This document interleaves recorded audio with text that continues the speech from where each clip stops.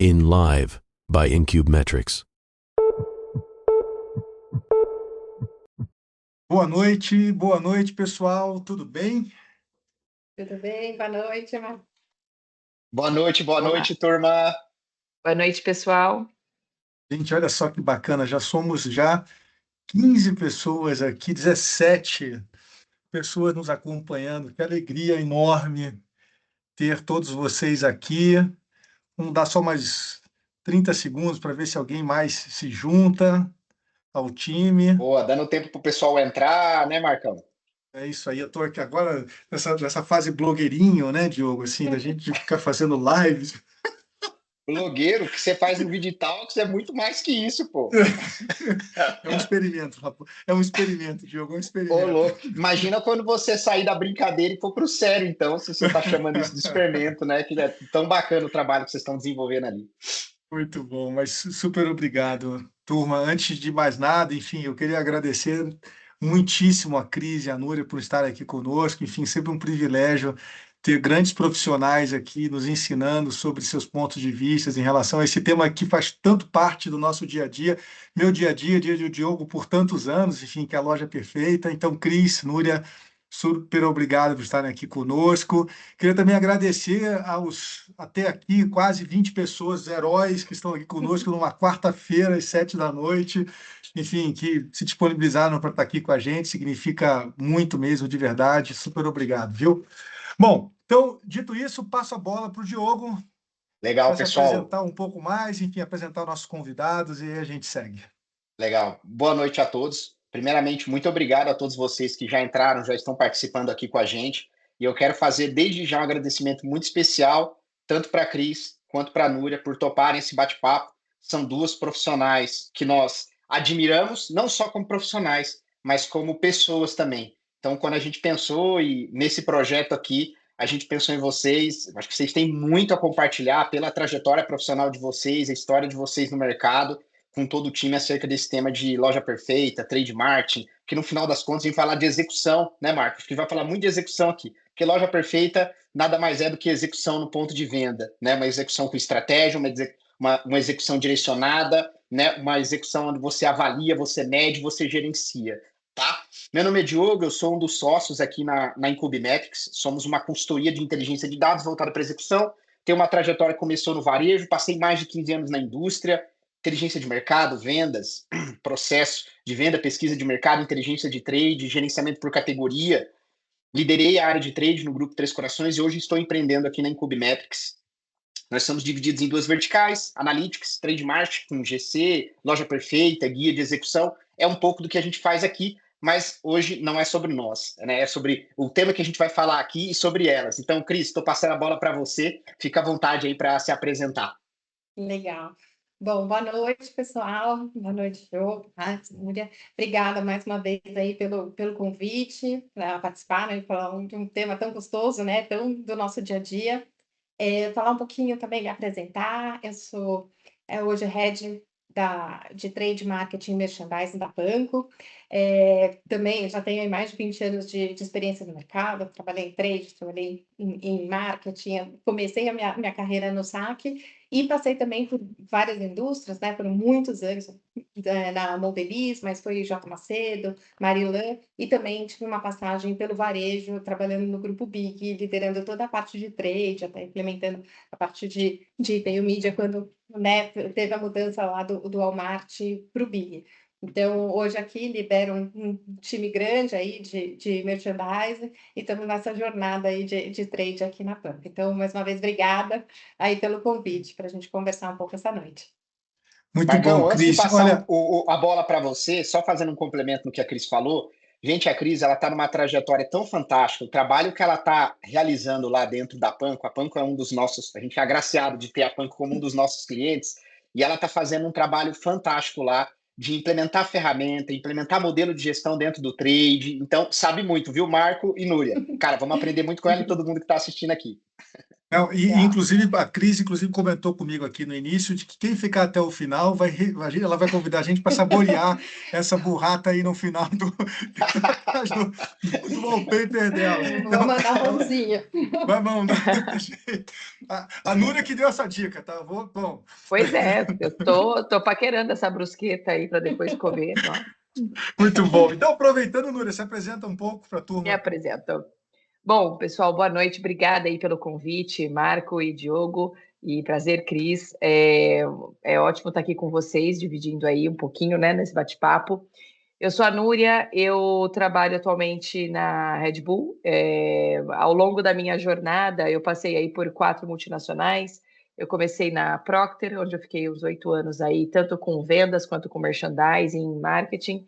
Depois eu passei pela Mars, trabalhar com chocolates, na parte de trade e merchandising também. Aí depois eu trabalhei na Nivea, com a parte de toda a equipe de merchandising a nível Brasil e também novos projetos, treinamentos.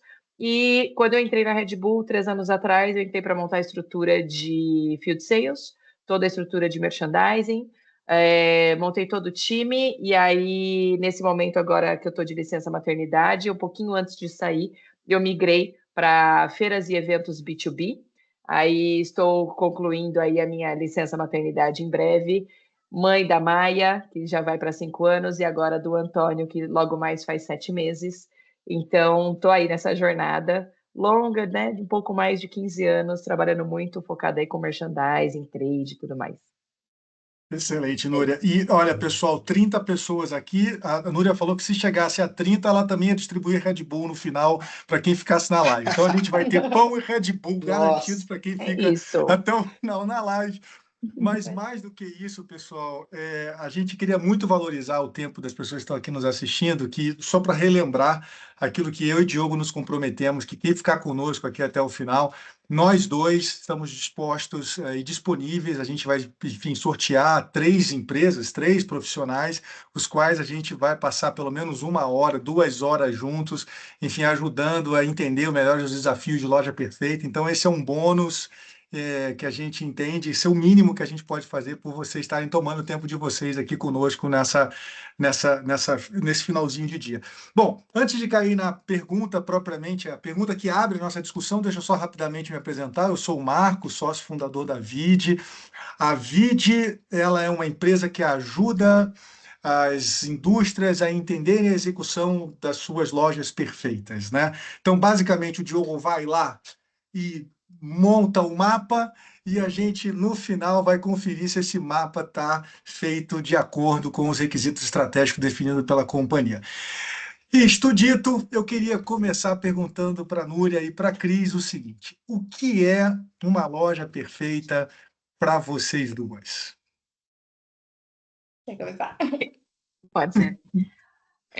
Olha, loja perfeita para mim, né? O que significa tudo isso? É um padrão de execução, onde a gente pega toda a estratégia que a gente tem como companhia, né? Como indústria, a gente alinha isso muito com varejo e transforma em realidade na gôndola. Então, para mim, e claro, obviamente que tudo isso, quando a gente coloca o shopper no centro da decisão, a gente consegue pegar, né, toda essa estratégia e transformar nessa realidade de gôndola. Então, para mim, é um conjunto de decisões claras de como a marca aparece, como a categoria se comporta, como o shopper, a gente resolve a necessidade do shopper sem o menor esforço. E aí, essa visão de negócio, né, que traz crescimento, experiência, eficiência dentro de cada um do ponto de venda. Então, resumiria um pouco assim. Exatamente, eu concordo. Essa forma, né, de como a marca deve aparecer, né, da tradução da estratégia, né, para a loja, né? Porque no fim do dia é ali, no ponto de venda, que o consumidor vai ter o contato com a nossa marca. Então, se a gente não tiver esse padrão, não facilitar a jornada, né? Hoje ele com tanta coisa, tão pouco tempo para fazer uma compra, tendo que tomar a decisão ali no ponto de venda. Se você não tiver isso padronizado, organizado e principalmente, né, para quem vai executar isso no ponto de venda, né, então se ajudar tanto o seu shopper quanto a sua equipe, né, então você ter esse padrão, né, e conseguir replicar isso, é muito importante. Então, a loja perfeita realmente ter esses KPIs e ajudar a transmitir a estratégia da companhia, da marca no ponto de venda. Legal. Eu vou fazer um complemento aqui, viu, Cris e Núria, na fala de vocês. Quando a gente fala de loja perfeita, e vocês comentaram da questão do comportamento do shopper, na prática, assim, como a gente traduz essa mudança de comportamento, quando a gente fala, por exemplo, dos canais de venda, a gente tem diferentes missões, diferentes comportamentos, às vezes, assim, até a estratégia da categoria muda, independente do canal. Como é que a gente traduz, né, esses insights, né, para um programa de loja perfeita? Como é que a gente trabalha isso, por exemplo, na definição dos KPIs? Como é que a gente direciona o time a partir disso? Na prática, assim, gostaria que vocês me dessem algum exemplo nesse sentido. Quer falar, Cris? Então, acho que muito, né, do meu ponto de vista, começa principalmente entendendo, se eu estou entendendo a missão, né, eu tenho que definir o melhor sortimento que atenda àquela definição dentro do meu portfólio, né? Então, a gente vai variar o mix de acordo com aquela missão, com aquele tipo de ambiente de varejo que ele vai. Então, acho que eu sempre parti do mix para a gente definir, né? Eu sempre trabalhei em empresas com muitos SKUs, então definir certinho o mix por ambiente de varejo, né? E aí definir também depois, então, quais são os KPIs que eu, além do mix, o que eu preciso, então, entender nessa jornada? A questão de precificação, né? A questão de como eu exponho, qual material que eu tenho que ter ou não, aonde que vai estar, é um segmento de impulso, não é um segmento, né, de compra mais planejada. Então, tudo isso, você conhecendo essa missão, você vai adequando qual é o KPI mais adequado para você medir, acompanhar, né, de acordo com a sua loja, né, com o ambiente de varejo que você está trabalhando.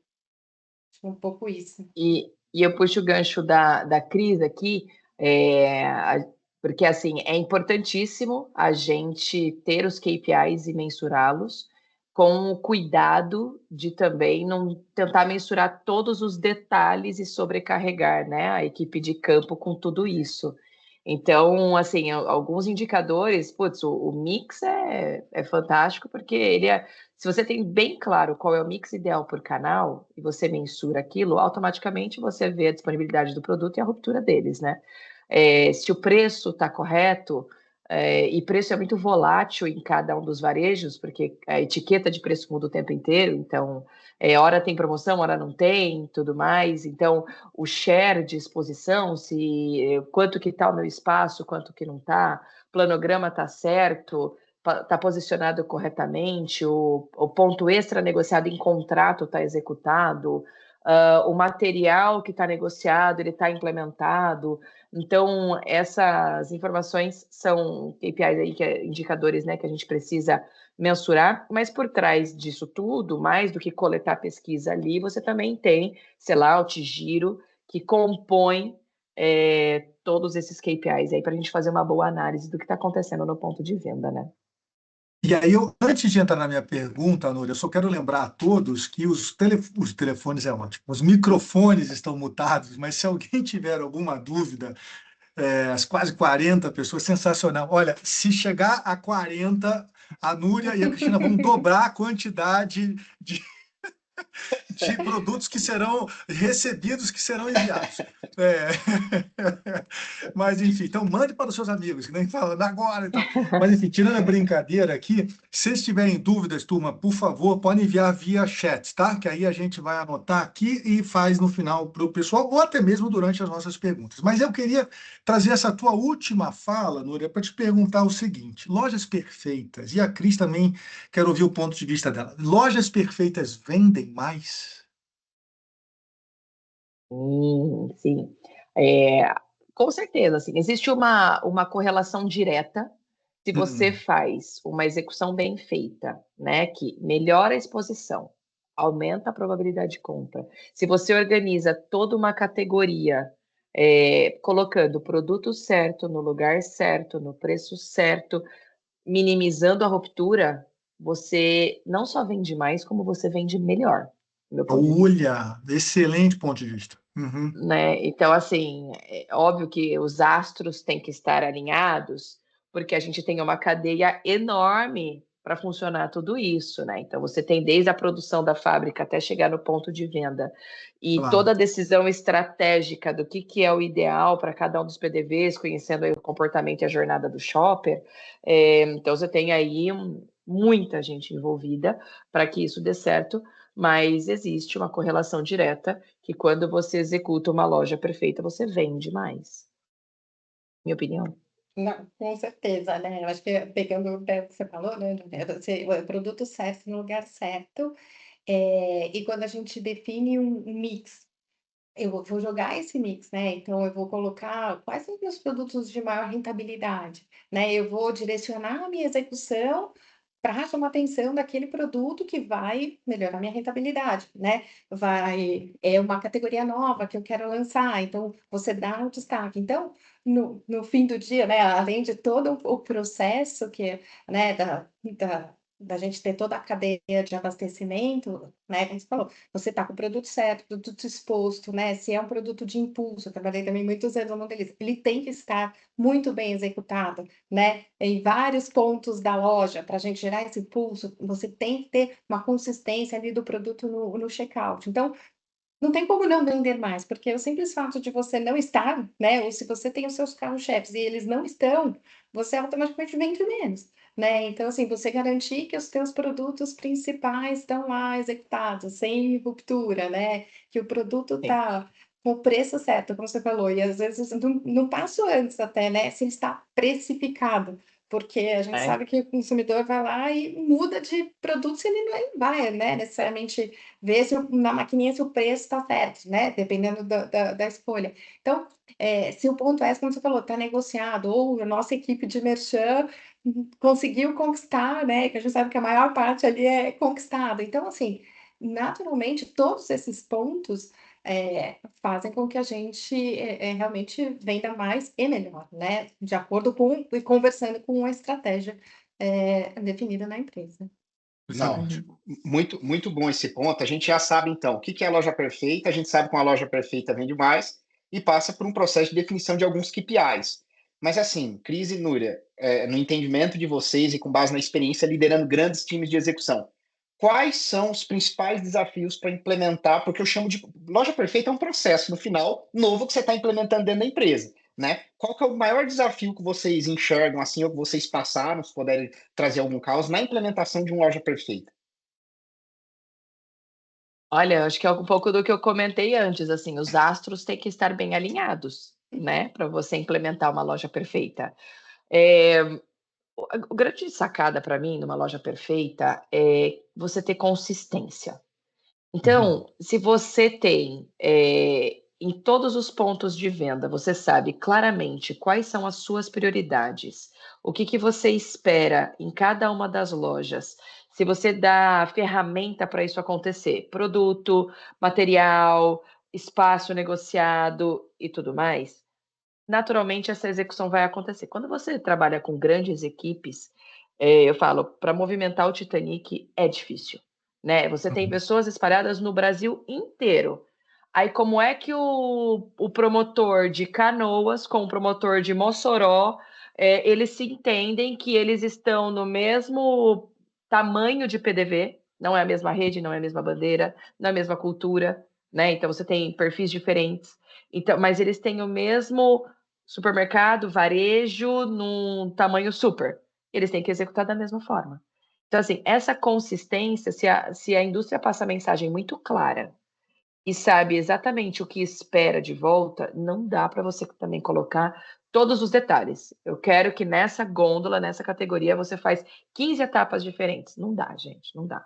Né? Então, assim, o que você quer? Escolhe 3. Escolha suas batalhas. Escolhe 3 coisas. O que você quer de prioridade? Tem peteca que vai cair e tudo bem. O que é importante para você vender mais? E você vai ter o padrão de execução com consistência e aí vai dar certo. Então, Cris, antes de você responder a pergunta também, deixa eu trazer um ponto, talvez até para trazer mais caldo para essa história, que é o seguinte: a Núria trouxe as questões que envolvem essa consistência mais no campo operacional, mas eu queria te ouvir sobre a importância da liderança da organização, do compromisso do desenvolvimento da loja perfeita, né? Porque a gente sabe que os desafios são de toda a ordem em todos os contextos, né? Tem desafio operacionais, mas tem desafio também na liderança de convencer a organização. Ou seja, como é que você vê essa perspectiva, Cris? Para mim é fundamental. Eu acho que eu até ia colocar esse ponto, porque se a, se a intenção de implementação da loja perfeita vem de cima, é mais fácil, né? Uhum, Mas, dependendo da organização, você não tem, né? E eu posso falar, né? Às vezes você, né? Grandes multinacionais têm isso de anos, né? De jornada. Quando você vem, às vezes, para empresas um pouco menores ou, né? Para empresas mais familiares que não tem essa cultura, né? uhum, Você tem que conquistar. uhum, Primeiro, porque não tem como a direção não ser o seu grande sponsor, né? Você uhum, ter esse apoio, porque no fim, eu falo, né, que a loja perfeita, no final, ela vai ligar a cadeia de ponta a ponta, né? uhum, Então, vou de novo pegar o exemplo do mix, eu vou definir esse mix. Esses itens que a gente definiu como prioritários, eles vão virar, eles são, né, e já vendem mais. E isso vai fazer com o meu processo de SNOP que vai impactar na minha fábrica, né? Então, uhum, assim, mas e às vezes isso vai levar a gente a ter escolhas, às vezes vou ter que reduzir o nosso sortimento, vou fazer uma otimização do meu portfólio, mas será que a empresa está preparada para entender que uma otimização é positiva, vai me fazer vender mais e não só ter talvez muitos SKUs, né? Então, você tem que ter um primeiro convencimento, né, da direção da companhia, porque depois você vai ter que influenciar e engajar todas as outras áreas, né? Porque também, muitas vezes, parece assim: "Ah, a loja perfeita é do merchandising, é do trade". Não é, perfeito, né. Então eu sempre brinco aqui, eu sempre perfeito, falo assim: "Gente, a Boa. loja perfeita é da Panko, não é da perfeito. trade, não é da Cris", né. Então você tem que ter esse perfeito entendimento e engajamento das outras áreas. Principalmente, né, a área comercial, né. Não adianta, a gente definir bonito, fizer um planograma, né, fizeram, tá lindo lá, aí vai vendas, não tá engajado, não entende. Não, mas não é por aqui, vamos mudar, põe o SKU estava aqui, abaixa de não, né. Então, assim, eu acho que, eu acho que tem então, falando de engajamento, acho que começa desse, né, caso a direção não tenha essa cultura desse conhecimento e esse apoio, porque isso vai ajudar a você fazer, né, essas implementações e criar esses engajamentos, porque é o que a gente fala, é jornada, né, é processo, não começa hoje e amanhã está implementado, nunca vai parar. Eu falei: eu brinco aqui, eu falo: "A gente começou, não tem volta", né, assim, a menos que a gente queira abrir mão de tudo que a gente fez e sabendo que a gente vai perder, mas é constante, né, então é consistência, é constância, é um PDCA, né, um aprimoramento constante, que você tem que fazer. E depois e vamos falar assim: e aí o engajamento da equipe, com o time e você eu acho que tem às vezes também, de novo, né, vou dar já porque realidades muito diferentes. Você tem que ter as suas prioridades e tem que ter a ferramenta, porque às vezes, se você não mede, como é que você vai ver se está dando certo, né? Então, muitas vezes você se depara com empresas que não têm uma ferramenta, capaz de te dar essa mensuração, né? Então, assim, tem muitos passos que você tem que dar até você implementar. Obviamente, dependendo do tamanho da organização do time, você pode começar simples, né? E depois você ir evoluindo. Você não precisa estar com a Ferrari das ferramentas, mas minimamente você tem ali alguma coisa que você consiga mensurar e transformar esses dados em informação e insight para você poder agir. Então, assim, tem muitas etapas, né? Dependendo da maturidade que a companhia já está. Olha que interessante esse ponto aqui, Marco, que a Cris trouxe, dessa questão do engajamento, a alta liderança. E aí, quando a gente olha para os times dentro da indústria, a loja perfeita, ela é da Panko, no exemplo que você deu, né? Ela não é só do time de merchandising. Mas como na prática, quais mecanismos eu posso adotar, processo, ferramenta, para que eu consiga engajar vendas, merchan, trade, o time de supply, o time da indústria, porque sem produto também você não faz a loja perfeita acontecer. Então, assim, como você integrar essas áreas, né, de um formato 360, vamos assim se dizer, para a gente conseguir ter sucesso na implementação desse projeto? Eu acho que tem toda uma parte aí daqui, né, principalmente primeiro de muita de muita conversa, muita apresentação, mostrar, né, já cases, coisas que dão certo, começar com pilotos para que a gente consiga mostrar esses resultados e quebrando essas barreiras, né? E depois eu acho que tem toda a parte de reconhecimento, né? Quando você faz, começa a Boa. colocar os KPIs de loja perfeita em programas de incentivo, né?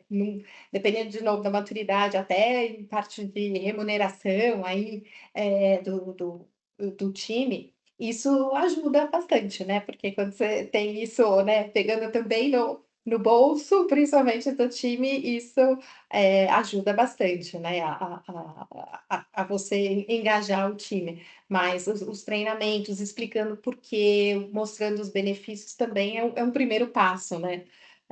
Para começar aí com os times internos.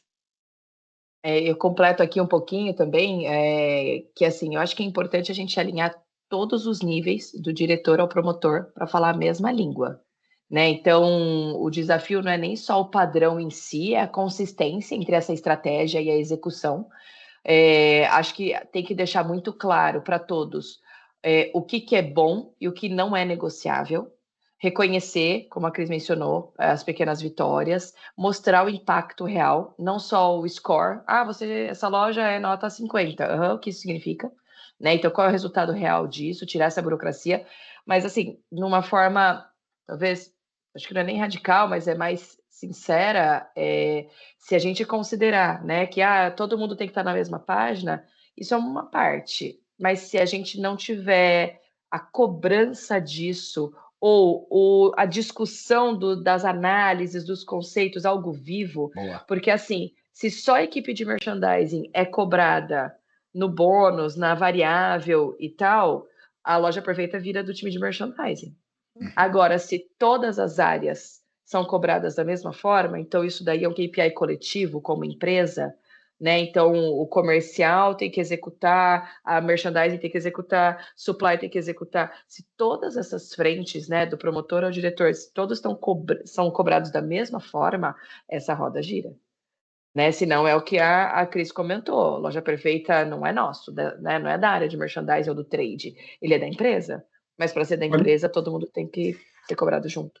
Olha, Núria, na nossa experiência aqui, todas as vezes em que há o comprometimento da diretoria no acompanhamento dos resultados, os indicadores mudam. Ao contrário, também é verdade. Todas as vezes em que isso está apenas dentro da área de merchandising, a coisa invariavelmente, em algum momento a conta chega para a gente, alguém fala, é melhor não medir. Uhum. Então, assim, existe uma relação direta entre o que a gente está acompanhando, é visto e monitorado todo o tempo pela alta governança da companhia, os resultados evoluem.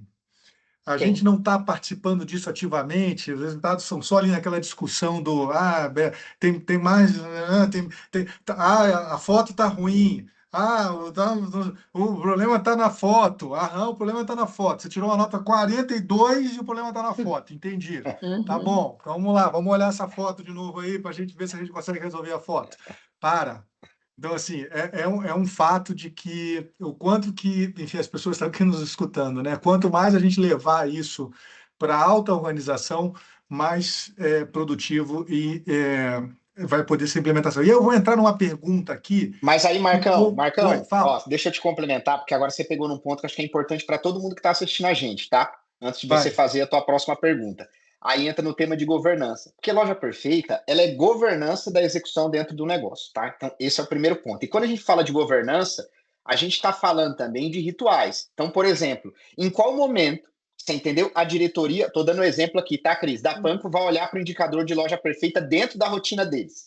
Os G1s, os gerentes regionais, os gerentes de vendas, os supervisores de vendas, vai cascateando, né, Núria? Até o time na ponta. O time de merchandising já vai estar olhando para isso quase todo dia, mas também na forma de olhar o resultado e construir plano de ação semanalmente, quinzenalmente, mensalmente. Mas é importante ter dentro desse processo de governança rituais, né, dessas áreas no que tange os KPIs de loja perfeita para a construção de plano de ação. Porque loja perfeita é um negócio muito dinâmico. A gente tem que estar todo o tempo construindo plano de ação para melhorar a nossa execução, essa experiência do shopper, né? De conseguir tangibilizar essa estratégia da marca dentro dos diferentes canais. Então, acho que é sobre isso, né? Governança. Também acho que a gente não pode esquecer disso aqui.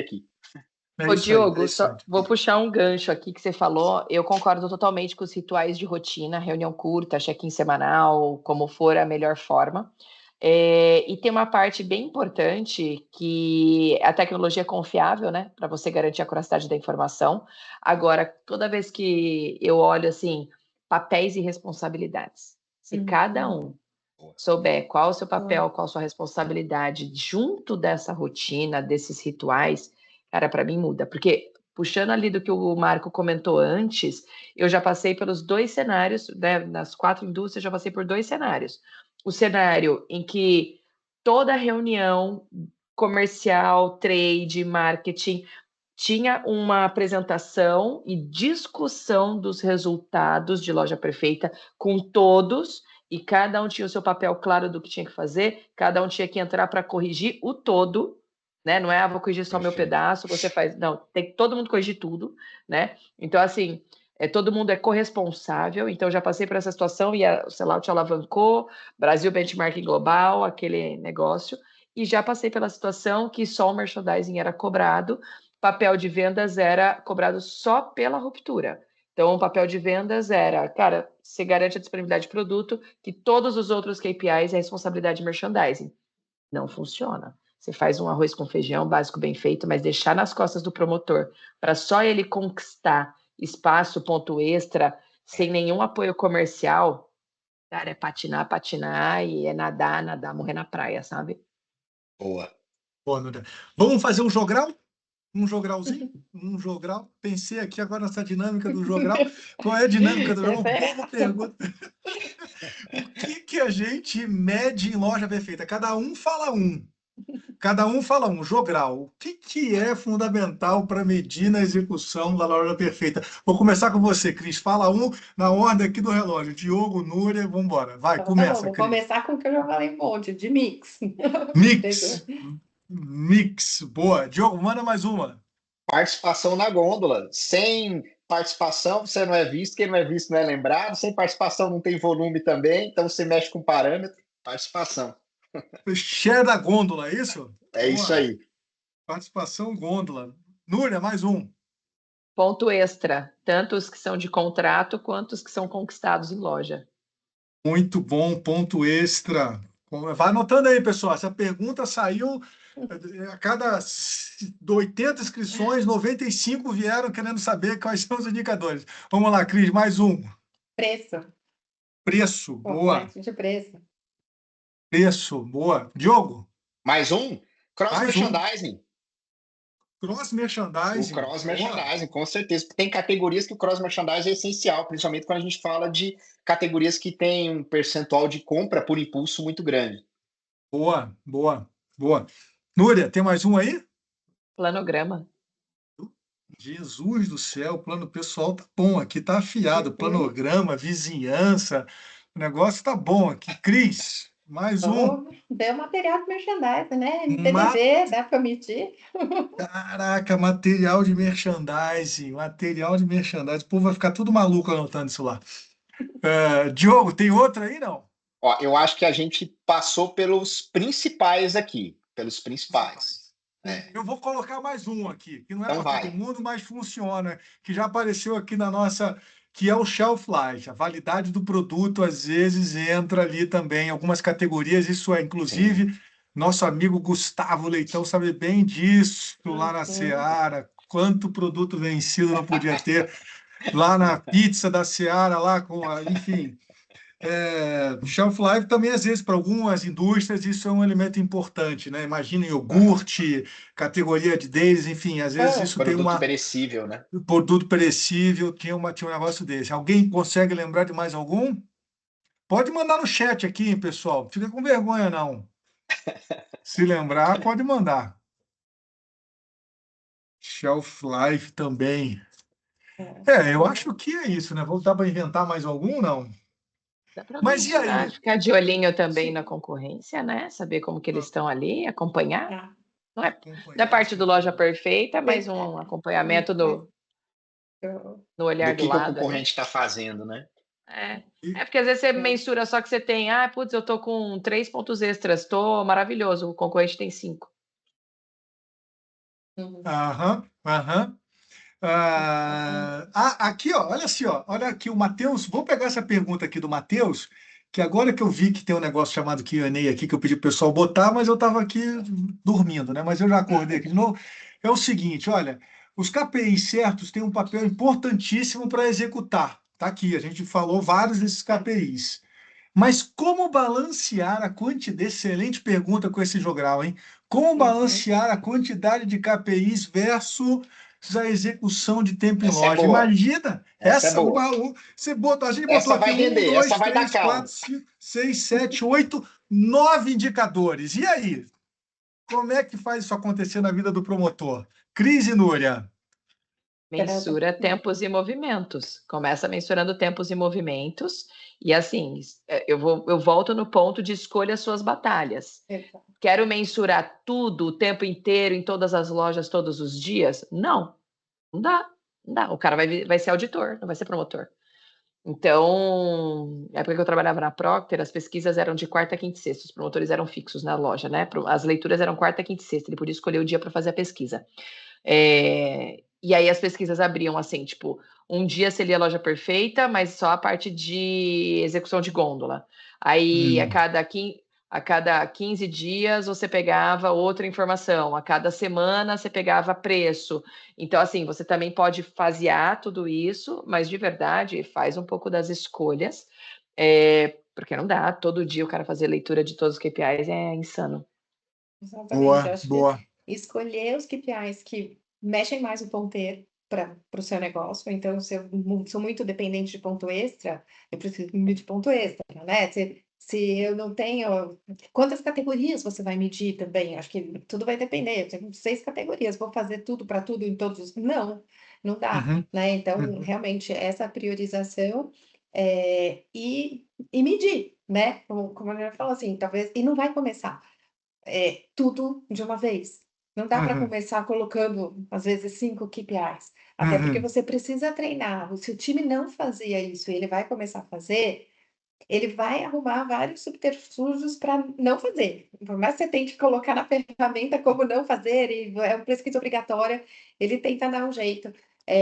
Então, assim, vai começando pequeno, vai entendendo, vai amadurecendo o time e vai evoluindo também, né? Então, acho que principais batalhas e amadurecimento do time, porque senão é isso, né? Você vai ficar 15 minutos, 20 minutos fazendo um monte de pesquisa e aí você precisa ir para outra loja e não vai abastecer.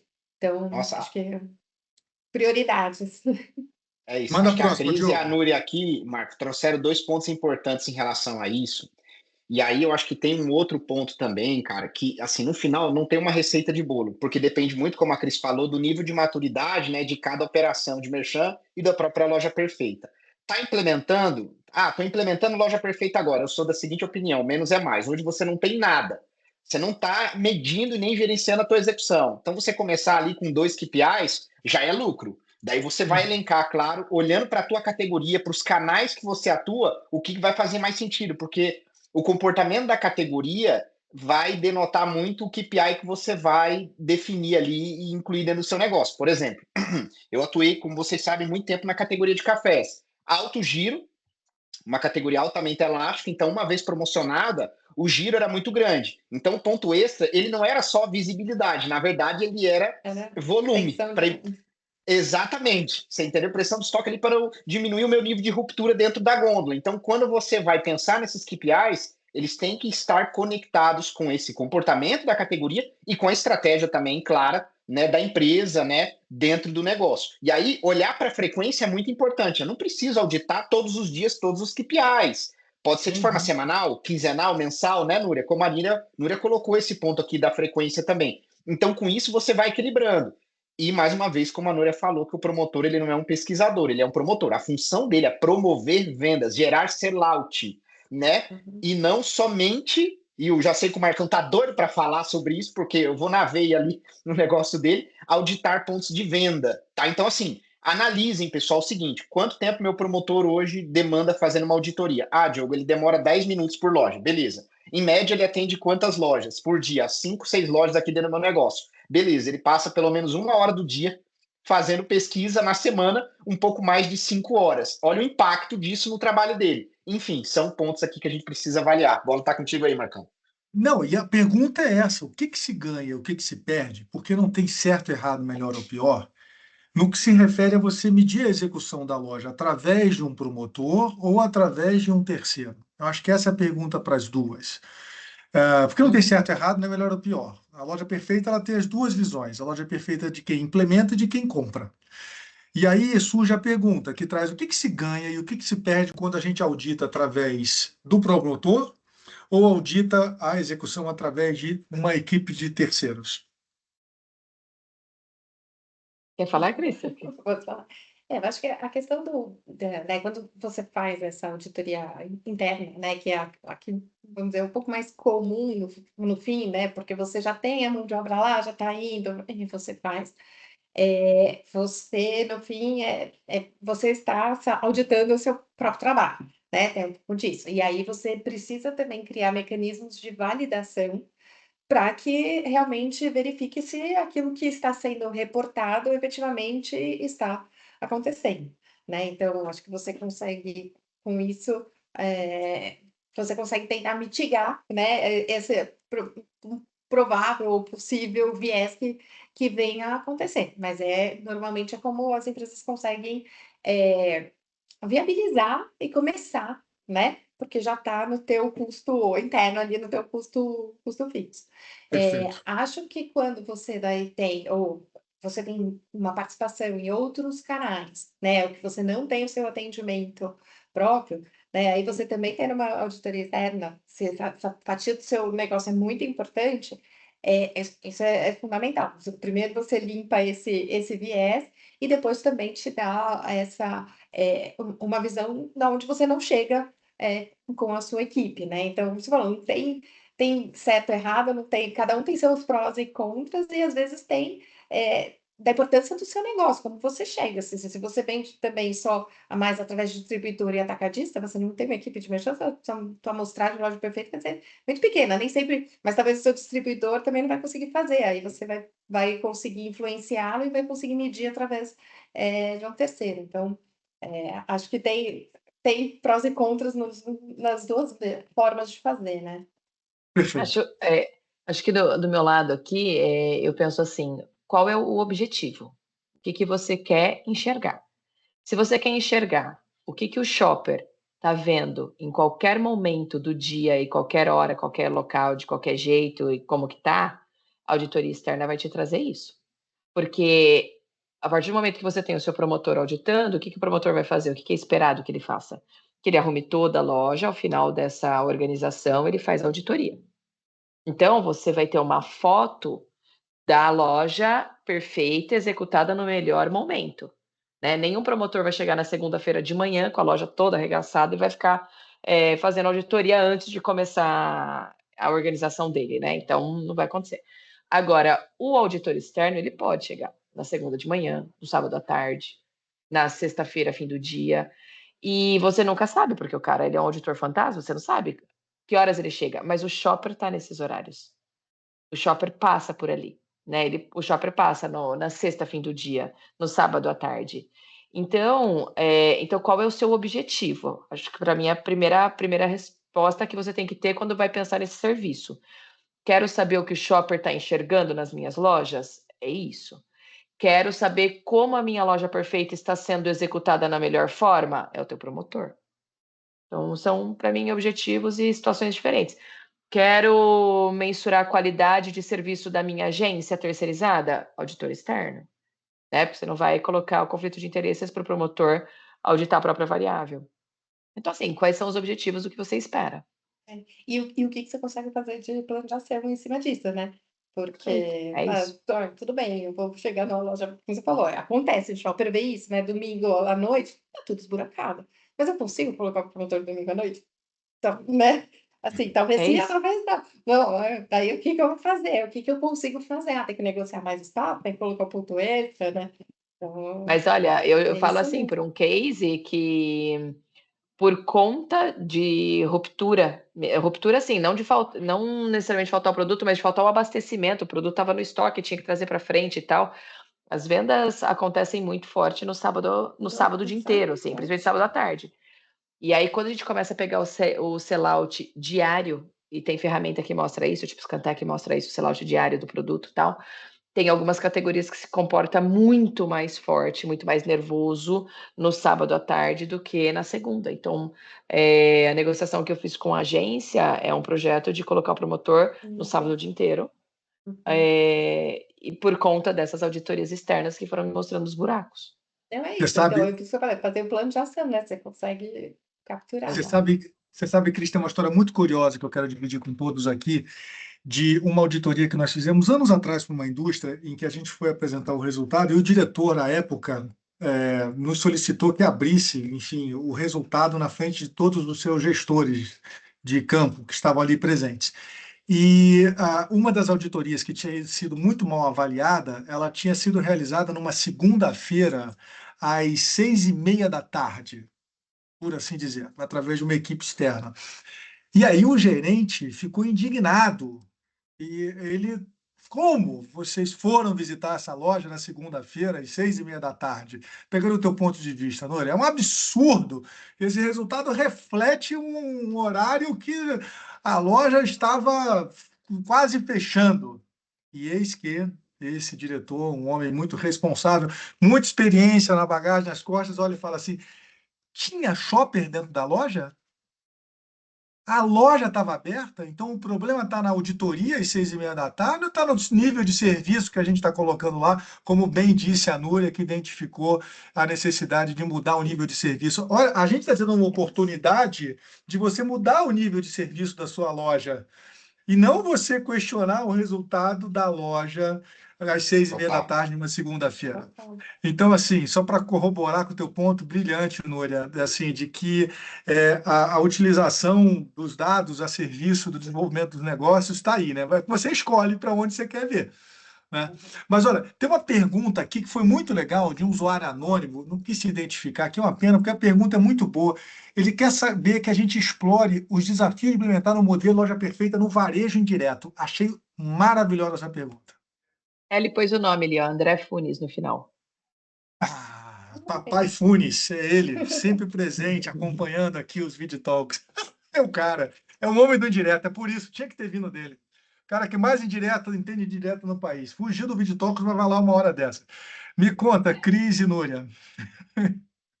Olha, desafios para implementar a loja perfeita no varejo indireto. Gente, para mim, assim, existem 3 grupos. Existe a equipe que ela é exclusiva, dedicada para você. Existe o promotor que ele é compartilhado e atende, né, vários canais e tal. E existe o promotor que ele é do distribuidor. Então você tem, para mim, na minha cabeça, tem 3 grupos, né? Independente, assim, do canal, tô falando mais, assim, direto, indireto, você tem o exclusivo, o compartilhado e o do distribuidor. Cara, se já é difícil que o nosso exclusivo, seja ele direto da indústria ou terceirizado, mas se já é difícil, se o exclusivo, ele entenda a loja perfeita de cabo a rabo no Brasil, o do distribuidor, ele tem, assim, umas 15 pastas para fazer dentro da loja, mais de 1.000 SKUs, quase a loja inteira. E, cara, qual é o maior benefício que ele tem? Ele fica fixo na loja o dia inteiro, então ele tem muito relacionamento, mas ele não vai executar o planograma nos mínimos detalhes. Então, assim, para o distribuidor, se eu falei lá atrás de escolha suas batalhas, aqui é ao quadrado, assim, escolha muito as suas batalhas. No canal indireto, aonde o PDV tem outro tamanho, outro formato, escolha o que você espera dele. Olha, amigo, aqui eu quero 2 coisinhas nessa loja, faz A, faz B. Na minha categoria, você faz A e faz B. Não preciso de nada além disso. Mix ideal é menor. Então, assim, não vai colocar 100% do portfólio. Imagina, quando era Nivea com skincare, quero 100% de todos os produtos de skincare no varejinho da esquina. Não vai dar, né? Então, ou mesmo que seja todos os sabonetes ou todos os desodorantes, não dá. Então, assim, o mix é esse reduzido, que são os de maior giro, para aquele canal.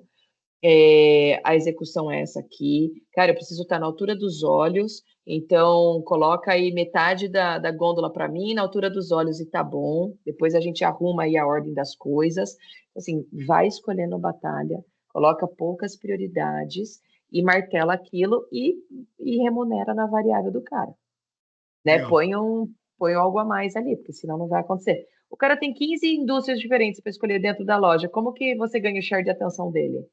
Põe alguma coisa ali para brilhar os olhos. Espetacular. Cris. Não, acho que a Núria falou tudo, né?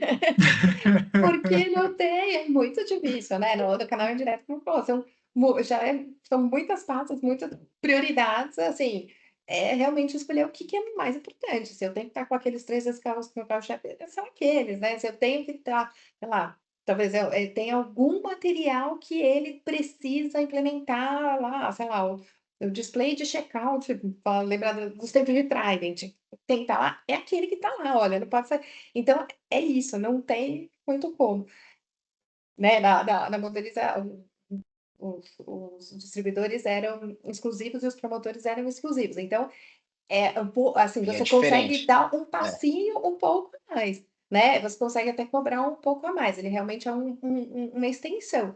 Mas não falou, se a gente falando direto com a nossa equipe de merchandising já é difícil, né? A gente tendo que treinar, a equipe de distribuidor, para que depois também vá, é mais difícil ainda, mesmo também eles sendo exclusivos. Então, de novo, é isso, é prioridade, o que vai mais virar o ponteiro e trabalhar na remuneração, porque ali, assim, né, produtividade é importante e eles vão fazendo. Então, é isso, acho que a Núria já falou tudo. Legal, não, Boa. boa. Aí, Diogo, complementando vai o ponto contigo das para a gente meninas aqui. fechar? Não, Vai contigo fechado. para a gente fechando? Ó, eu quero pegar mais uma pergunta aqui que está no chat, que eu acho que é interessante, Vai, e aí a gente vai para a conclusão, tá? Então, só vai. complementando aqui o ponto da Cris e da Núria, eu acho que tem algumas ferramentas que a gente pode utilizar para a gente conseguir aterrissar com todo esse conhecimento no indireto. Tem até um cliente nosso hoje, né, que ele atende tanto com direto, tanto direto e indireto, né? Os dois canais é o modelo de GTM dele. E ele implementou ferramenta para o indireto também, e ajudou, sabe, a democratizar o conhecimento de loja perfeita, direcional de execução. Então, utilizar a ferramenta ajuda, né, dentro desse processo. Só complementando as meninas, mas tem uma pergunta aqui do Marcelo Simões, cara, ele fala o seguinte: como a loja perfeita pode contribuir com uma transformação da cultura dentro da empresa? Eu achei interessante essa pergunta dele, porque assim, Marco, Cris e Núria, né, quando a gente olha, sei lá, cara, 50 anos atrás, qual que era a indústria que ganhava o jogo? Era a indústria que tinha distribuição, tá? Assim, 50 anos atrás, era distribuição, cara, era a regra do jogo, entendeu? Tinha distribuição, ela estava ali nos pontos de venda e tá tudo certo. Hoje, a coisa mudou. Acho que distribuição ainda é muito importante, tá? Sem dúvida, isso eu não abro mão, mas a execução, ela ganhou uma importância muito grande dentro do negócio também. Então, Marcelo, até já ajudando a responder um pouco, cara, distribuição é muito importante e execução é muito importante. Diogo, mas onde é que isso está conectado com essa questão de transformação cultural? Porque quando a gente fala de loja perfeita, ela, para funcionar e gerar todos os resultados que ela pode gerar, em termos de metodologia, de programa, ela tem que se tornar parte da cultura do negócio. Então, passo a bola para a Cris aqui, para a Núria, não sei se elas concordam comigo aqui nesse ponto, mas acho que isso é muito interessante. Não, faz muito sentido mesmo, Diogo. O Loja Perfeita cara, ela acho que é um catalisador de cultura, que ela transforma como a gente prioriza, como mede, como executa, como decide, como as áreas se relacionam. Ela eleva a maturidade da empresa de uma forma muito mais integrada, muito mais orientada a um resultado real na ponta. Então, para mim, é transformador quando você envolve Loja Perfeita, que ela realmente muda a forma como a empresa pensa, decide e age, assim, né? Então, ela é um pivô na transformação cultural para mim.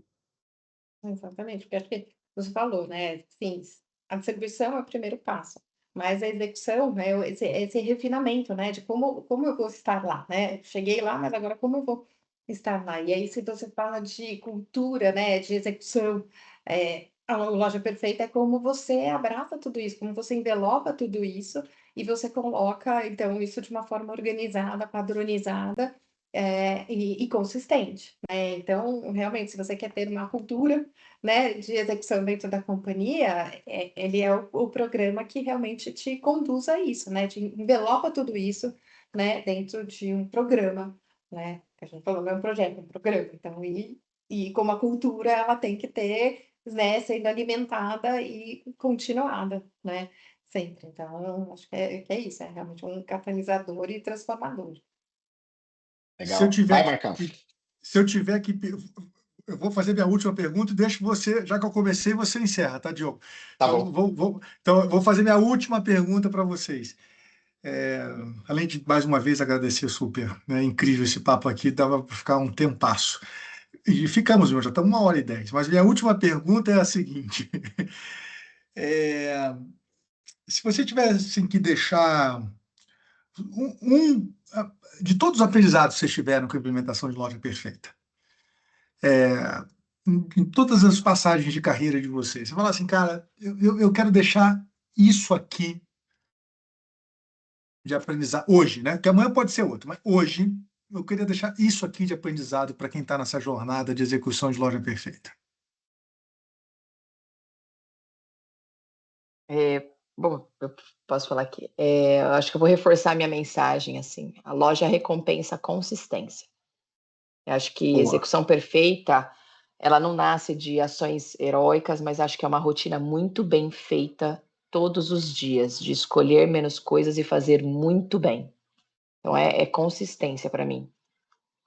Exato. E eu acho que vou falar de um outro ponto já de maturidade, vamos dizer, de início, defina as prioridades, faça piloto, começa pequeno, né? Vai aprendendo, ajusta, e aí você vai pular o tempo, né? Porque, assim, realmente a ansiedade de querer fazer tudo, né? E já começar a medir tudo em todo lugar e 50 mil coisas, ela é grande porque a gente quer ver isso acontecer, mas a gente não consegue, né? Assim, aí você fica com um monte de coisas e não consegue realmente trabalhar. Então, começa pequeno, mede, tem certeza do que você está fazendo e vai rolando, porque aí você vai ganhando, né? Você vai tendo os cases, vai ganhando credibilidade e com isso você vai ganhando força para ir crescendo e continuando. Que legal. Marco, Cris e Núria, quanto aprendizado aqui nesse bate-papo, né? Eu anotei alguns pontos aqui, o que ficou muito claro para mim, tá? Que loja perfeita, primeiro, ele é uma jornada, a gente já não começa sabendo de tudo e né, no melhor modelo de negócio, então a gente vai aprimorando isso com o tempo. Eu gostei muito da palavra da Núria, da questão de consistência. Eu acho que a loja perfeita ela precisa refletir na execução essa consistência, essa disciplina operacional, vamos assim se dizer, né? Mas pegando também um ponto que a Cris trouxe lá atrás, a questão do engajamento. Então, assim, loja perfeita não é só uma ferramenta de compliance para eu ditar a minha execução, entender como é que eu estou posicionado no ponto de venda, mas também uma forma de reconhecer, de premiar os nossos talentos de execução. E aí eu acho que é isso que vai fazer a diferença na implementação de uma loja perfeita. Porque no centro de tudo isso, Marcão, a gente tem pessoas e um exército, né? Núria e Cris, quando a gente fala de promotor. Imagina se a gente fosse somar todos os promotores de todas as indústrias do Brasil. Eu vou falar para vocês, eu vou até pesquisar isso, Marco. Vamos atrás disso, cara. Seria uma das maiores classes trabalhadoras do Brasil, cara. Sem dúvida. Dúvida zero. Dúvida zero. Você entendeu, cara? Então, assim, tem pessoas no centro. Então, assim, a gente precisa reconhecer, precisa premiar. A loja perfeita tem que ser benéfico para eles. Afinal, no dia a dia, né, eles que estão dentro do ponto de venda, trabalhando para melhorar essa experiência de compra, para garantir o abastecimento da dispensa da Cris, do leite. Como é que é o nome dele, Núria? Esqueci agora o nome Antônio. do leitinho do Antônio, do leite do meu Benício, essa turma toda, junto com vendas, com marketing, com trade. Enfim, turma, eu acho que loja perfeita para mim é isso daqui, cara. Muito bom esse bate-papo. Aprendi demais com vocês. Muito obrigado de coração, Cris. Muito obrigado, Núria. Vocês têm um admirador aqui pelo trabalho de vocês e a pessoa que vocês são. Saibam disso. Muito obrigada. Obrigada. Marcão também é. Imagina, a gente está junto sempre. Olha, super obrigada pelo convite, por estar aqui com todos vocês. A galera participou demais, muito legal. Um prazerzaço estar aqui dividindo com a Cris esse bate-papo e com vocês dois também. Foi uma delícia, a gente também adorei. Obrigada pelo convite mais uma vez. Acho que dava para ficar horas ainda mais falando, mas foi muito bom. E obrigada, Diogo, mais uma vez, Marcos. E vamos seguir a nossa jornada, que tem muito o que fazer ainda aqui.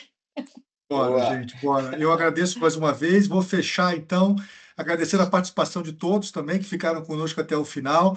Algumas das perguntas a gente não conseguiu, enfim, percorrer, mas eu e o Diogo vamos fazer questão de alcançar cada um de vocês para a gente continuar esse papo. E é isso, turma. Obrigado, uma boa noite. Fiquem com Deus. A gente vai se falando. Até a próxima, turma. Valeu, Valeu. pessoal. Tchau, Obrigada, obrigada. gente. Tchau, Boa obrigado. noite. Tchau. Tchau. Tchau, tchau.